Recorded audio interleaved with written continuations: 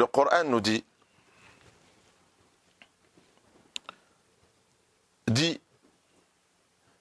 il ne nous arrivera que ce qui a été écrit par Allah. Il est notre protecteur. Et sur Allah, c'est sur Allah que les croyants placent leur confiance. Allah, il dit, un malheur ne peut te frapper que par la permission d'Allah Azza wa Jal. Et celui qui croit en Dieu, Allah guidera son cœur. Et Allah est parfaitement connaisseur, omniscient de toutes choses. Dans un hadith, le prophète sallallahu alayhi wa sallam nous dit, Allah a écrit la destinée de toutes choses avant de créer les cieux et la terre de 50 000 ans. Et dans un autre hadith, il dit, sache que ce qui te touche n'aurait pas pu t'éviter. Et ce qui ne t'est pas arrivé ne pouvait pas t'arriver. Nous sommes une communauté qui croyons le qadar al-qadar, c'est-à-dire le destin, il est écrit, et le destin qui arrive, il arrive en fonction de ce qui a été écrit. Et que Allah Azza wa Jalla, avant de créer la création, il avait écrit la destinée de toutes choses. Et quand une chose nous touche, on dit cela. Allah nous dit, dis, c'est-à-dire quand la chose te touche, lan yusibana illa ma kataballahu lana. J'ai été touché par quelque chose qui a été écrite pour moi. Et Allah est mon protecteur. C'est-à-dire, malgré la chose, quand elle te touche, ton cœur, il se tourne quand même vers Allah Azza wa Jal. C'est par sa permission que cette chose m'a touché, et il est mon protecteur. Il n'y a que lui qui peut me protéger de cette chose qui m'a touché. Dans un hadith, le prophète sallallahu alayhi wa sallam dit, le serviteur ne sera un vrai croyant que lorsqu'il va croire au destin qui soit bon ou mauvais. Agréable ou désagréable. Quelque chose que tu souhaites ou quelque chose que tu ne souhaites pas. Tu y crois. Il ne sera un croyant que lorsqu'il reconnaîtra que tout ce qui le touche n'aurait pas pu l'éviter. Ça t'a touché, c'est écrit. Ce qui te touche n'aurait pas pu t'éviter. Et que ce qui ne t'arrive pas ne devait pas t'arriver. Donc une fois qu'on reconnaît cela, notre cœur place sa confiance en Allah Azza wa Jal. Et on demande à Allah Azza wa Jal d'être indulgent envers ce qu'il a écrit envers nous. De nous donner la force d'accepter et de traverser les épreuves écrites pour nous. Celui qui se cramponne à Allah sera bien guidé vers le chemin de la droiture. Maintenant, il faut voir la chose de deux manières. Le virus, c'est une épreuve. Et toute chose qui nous touche et qui est affligeante pour nous, qui est difficile pour nous, c'est quelque chose qui est permis par Allah. C'est permis par Allah pour l'humanité. Et on voit dans cela le verset où Allah Azza wa Jalla dit, c'est lui qui a créé la vie et la mort afin de nous éprouver qui d'entre nous, face à ces épreuves, va agir de la meilleure des façons. Allah, il permet les épreuves dans notre vie. C'est Allah qui a donné la vie, c'est Allah qui a donné la mort. Et entre la vie et la mort, notre vie sera remplie d'épreuves. Et le pourquoi de ces épreuves, afin de voir qui d'entre nous va agir face à cette épreuve ou dans l'épreuve de la meilleure des façons.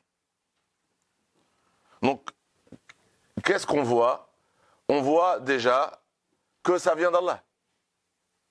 Que c'est permis par Allah. C'est Allah qui a permis. Il y a une chose qui n'est pas permise par Allah ne peut pas arriver. Rien ne peut apparaître sans sa permission. De bon ou de mauvais. Que ça nous plaise ou pas. Que ça soit un bien pour nous ou que ça soit douloureux pour nous et difficile pour nous. Rien ne peut apparaître dans notre vie sans sa permission. Maintenant, il faut regarder aussi les versets de cette manière-là et aussi les hadiths. Que maintenant, cette chose qui est apparue, quelle est sa cause? Donc il peut y avoir dans la causalité, il peut y avoir des causes bien sûr, mais dans notre croyance, dans le monde invisible, une épreuve douloureuse qui nous touche, elle apparaît de quoi? Elle peut être la cause du mal que les êtres humains ont acquis de leurs propres mains.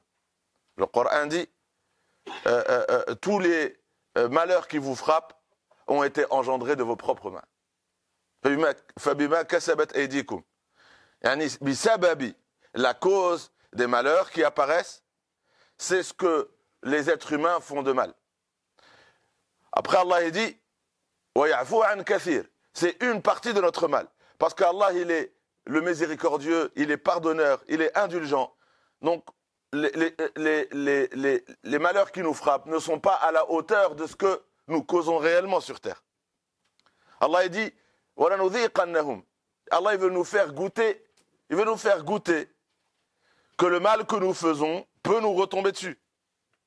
Les douleurs que nous répandons autour de nous, les péchés,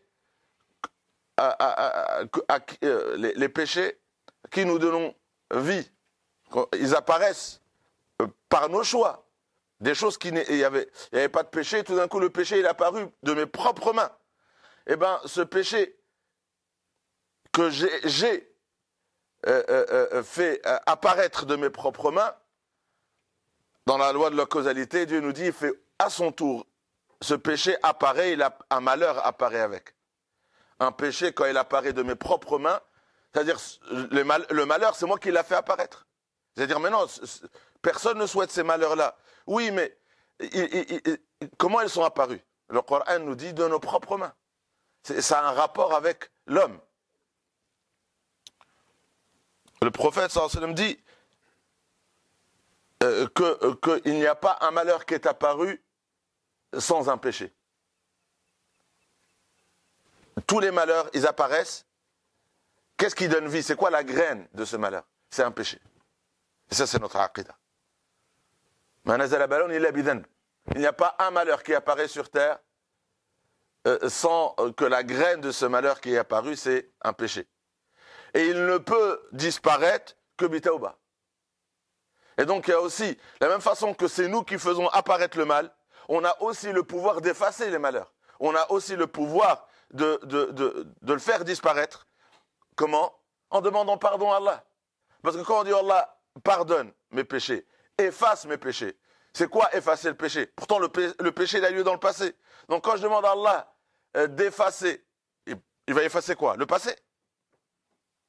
Non, le péché passé a donné naissance, a engendré un malheur dans le présent, dans le futur. Donc quand je dis à Allah pardonne mon péché, efface mon péché, c'est-à-dire efface ce que ce péché a fait apparaître dans mon présent ou dans mon futur. Et si Allah il accepte notre pardon, notre repentir, eh bien Allah il va effacer cela. Voilà, ça nous appelle donc à nous repentir sincèrement pour qu'Allah Azza wa Jal puisse, parce qu'on a tous les êtres humains font des erreurs, tous les êtres humains font des péchés, on a tous donc une part de responsabilité quand il s'agit du sujet des péchés. Tous les fils d'Adam font des péchés, et quand les péchés arrivent فَأَكْثَرُوا فِيهَا الْفَسَادِ, ça veut dire quand on arrive à une limite où il y en a trop, eh ben on commence à être touché par nos péchés. Un autre point, on dit que c'est écrit. Est-ce que ça veut dire, puisqu'on a dit que c'est écrit, est-ce que ça veut dire que on ne doit pas faire de cause? Une personne vient chez le prophète sallallahu alayhi wa sallam. Et donc quand le prophète sallallahu alayhi wa sallam leur a parlé du destin, que tout est écrit, regardez la question. Il a son chameau, il veut rentrer dans la mosquée, et il voit le prophète sallallahu alayhi wa sallam. Et il dit, quand on place sa confiance en Allah, et on a la foi que tout est écrit, et on a confiance en Allah, ça veut dire qu'on ne fait plus de cause. C'est-à-dire tout arrive de soi-même, on ne fait plus de cause. Donc il avait le chameau, et il dit, est-ce que je l'attache, et je place ma confiance en Allah, ou placer sa confiance en Allah, c'est qu'il ne faut pas l'attacher. Je laisse, et je vais sortir, il va être là où je veux. La question intéressante. C'est-à-dire, si on a confiance en Allah, est-ce que faire les causes, prendre des précautions, attacher, est-ce que ça remet en cause notre confiance en Allah Azza wa Jal? Est-ce que quelqu'un qui fait les causes, qui fait attention, on lui dit à toi, tu n'as pas confiance en Allah? Et celui qui prend aucune précaution, etc., on dit, ah, lui, il a une confiance en Allah complète. Donc, elle est intéressante, la question. Il dit, est-ce que je l'attache et je place ma confiance, ou est-ce que placer ma confiance et que je l'attache pas à mon chameau? Il lui dit, i'aqilha wa tawakkal. Attache-la et après place ta confiance. C'est-à-dire que tu dois faire les causes. Et si tu veux pas perdre ton chameau, si tu veux pas qu'il dit, c'est à toi de prendre les précautions, c'est à toi de faire les causes. Mais après avoir fait ce que tu as fait, s'il se passe quelque chose, tu l'acceptes. C'est ça, placer sa confiance. C'est-à-dire, après avoir fait ce que tu as à faire, après tu places ta confiance en Allah Azza wa Jal. Voilà pourquoi le prophète, sallallahu alayhi wa sallam, il a dit, dans son époque, il y avait des maladies concernant Ta'un. Il a dit, quand vous entendez que dans un endroit, il y a une maladie, il y a une plaie, ne rentrez pas dans cet endroit. Il dit pas, non, ayez confiance, allez-y, vous inquiétez pas, tout est écrit. Non, il a dit, ne rentrez pas.